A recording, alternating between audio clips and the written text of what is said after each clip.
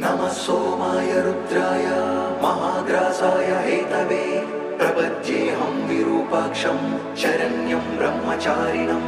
महादेवं महायोगम् ईशानं त्वम्बिकापतिम्